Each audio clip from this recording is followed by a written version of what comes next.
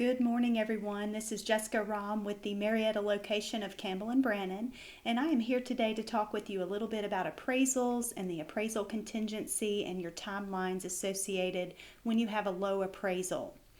The first thing to think about is to pay attention to the timelines in that contingency. The contingency itself says that no later than the end of the contingency, buyer has the right to request that seller reduce the sales price to a price not less than the appraised value. In order to take advantage of this, the buyer should submit to seller an amendment to sales price, which is your F713, along with a copy of the appraisal. So these two items need to be submitted to the seller prior to the end of the contingency period. Then, if the buyer fails to do that, the buyer is deemed to have waived the right to do so, and the contract is no longer subject to the contingency. So super important to get that in before the deadline.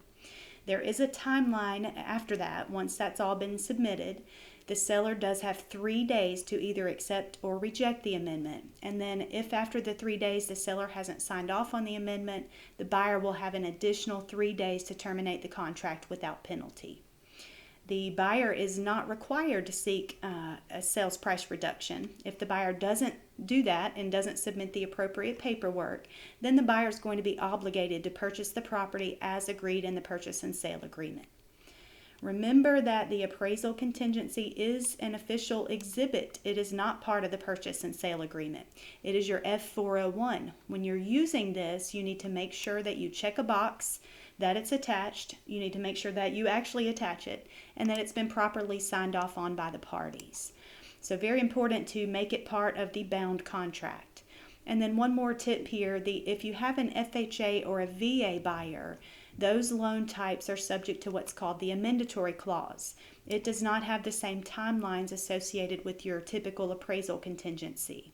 So keep that in mind, and then also keep in mind that an FHA or VA appraisal will attach to the property for 6 months.